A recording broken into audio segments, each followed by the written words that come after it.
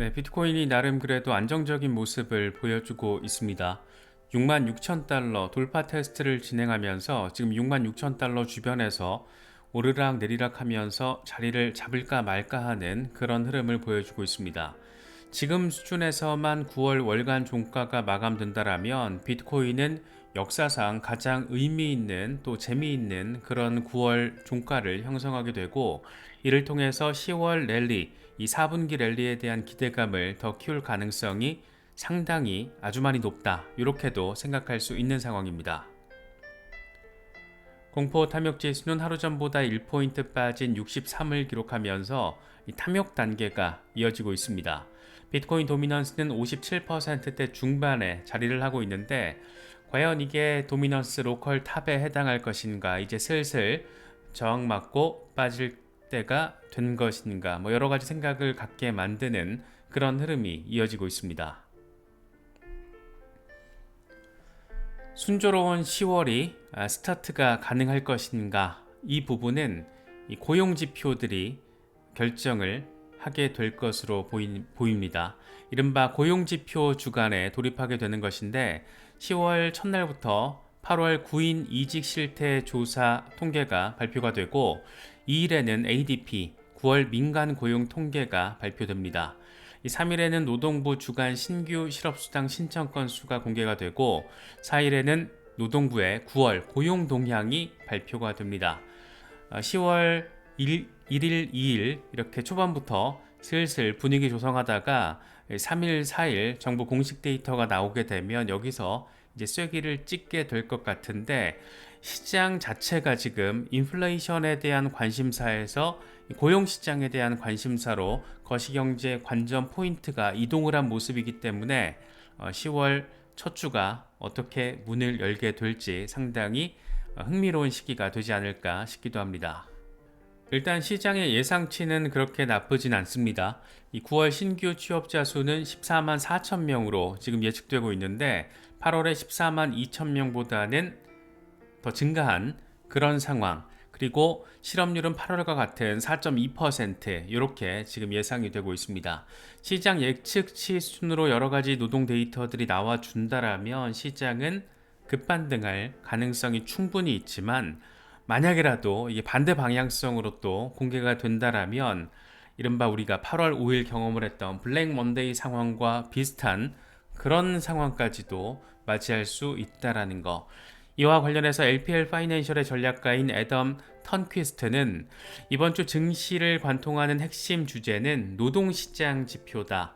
만약 9월 신규 고용이 기대 이하로 나타난다면 시장은 된서리를 맞을 가능성이 있다. 된서리 한 방 제대로 맞을 가능성이 있다라고 얘기를 하는 건데, 그렇지 않을 경우 시장의 예상치 수준으로만 나와준다라면 땡큐 베리머치 아주 감사 상황도 펼쳐질 수 있다라는 거. 그만큼 굉장히 예민한 한 주가 될 수 있다라는 거 챙기시면 좋을 것 같습니다. 일단 10월에 대한 기대감을 가장 선명하게 보여주는 그런 이미지가 아닐까 싶습니다. 2012년 10월에도 요랬고, 16년 10월에도 요랬고, 20년 10월에도 요랬고, 그렇기 때문에 올해 10월도 요렇겠다.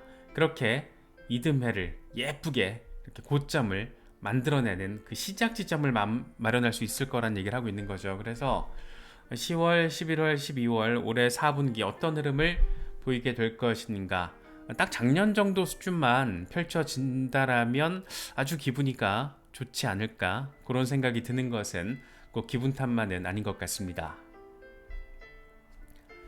분석가 요다의 경우에는 비트코인 주간 차트입니다. 이제 이틀 뒤면 억토버가 공식적으로 시작된다.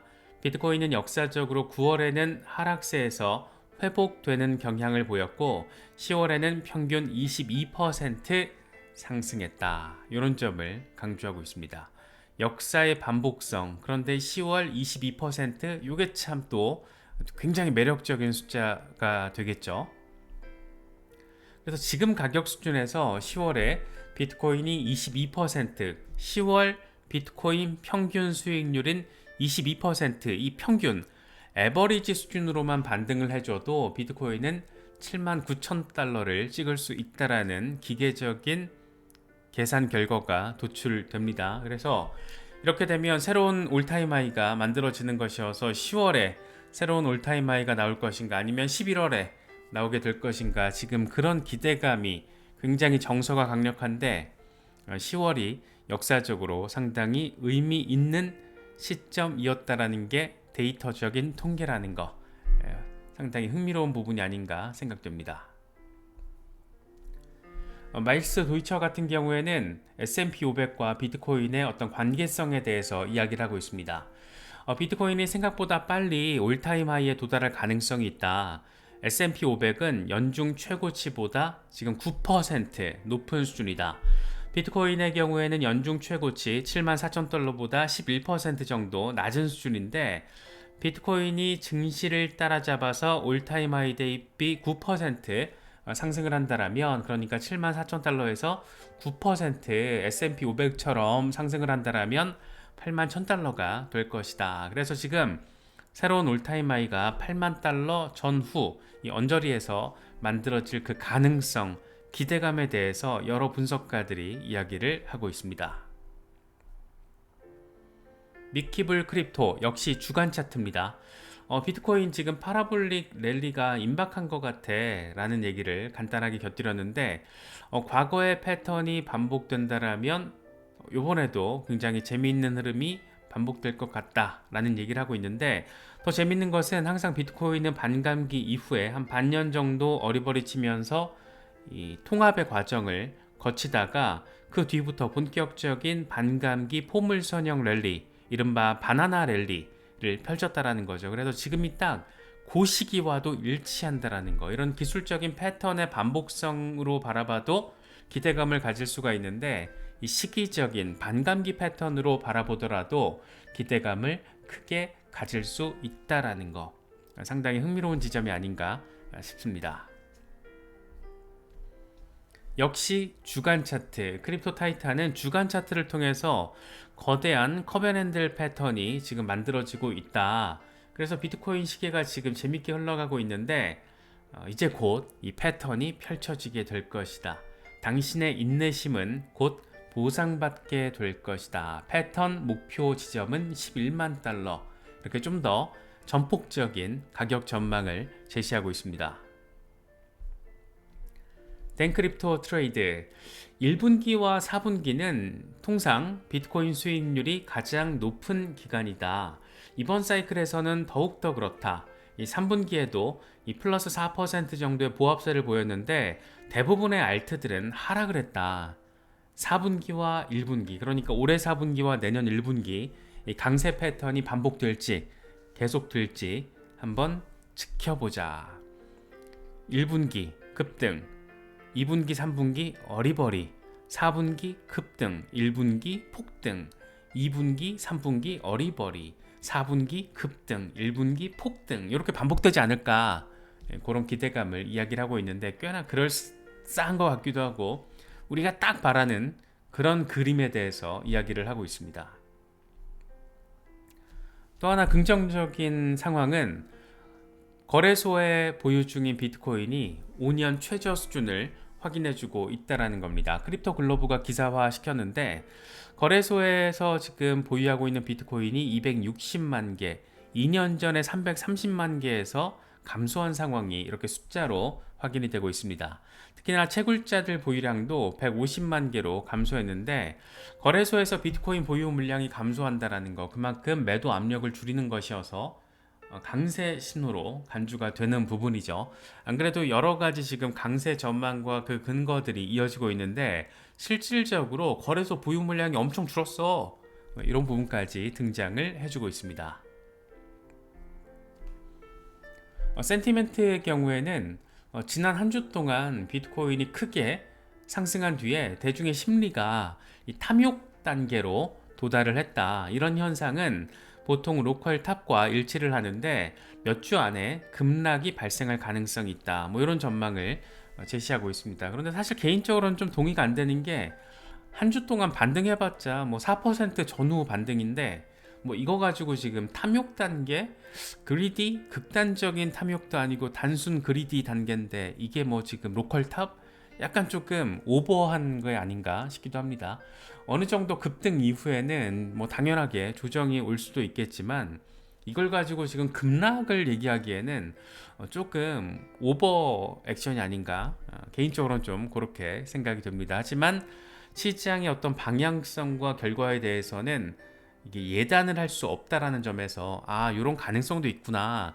우리가 무조건 지금 이 장밋빛 전망이 본물을 이루고 있는 이런 상황에 여기에만 초점을 맞추면 이게 또 내동매매하기 쉽거든요. 그래서 이런 상황에서 이렇게 조금 반대 방향에 대한 이야기도 나오고 있다라는 거 참고하시면서 항상 조금 중립적이고 전략적으로 행동할 수 있는 그런 스탠스를 유지하는 게 중요하지 않나, 뭐 그런 생각이 들기도 합니다. 이건 지금 시장의 유동성을 확인할 수 있는 M1 통화의 상황을 보여주는 건데, 최근 5년 동안, 쉽게 말해서 최근 5년 동안 찍혀져 나온 US 달러가 전체 발행량의 한 80% 정도를 차지를 하고 있다는 겁니다.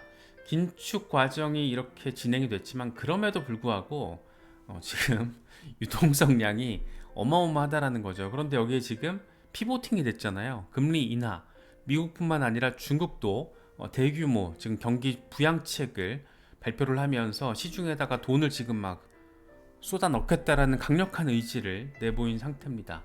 과연 이런 상황에서 이번에는 위험자산 시장이 어떻게 반응할 것인가? 이게 꼭 지금 위험자산 시장에 들어와 있는 투자자 입장에서는 어느 정도는 기대 포인트를 가질 수 있는 부분이기도 한데, 사실 이게 인플레이션의 관점에서 바라보면 와, 이게 지금 뭔 일인가 싶은 거죠.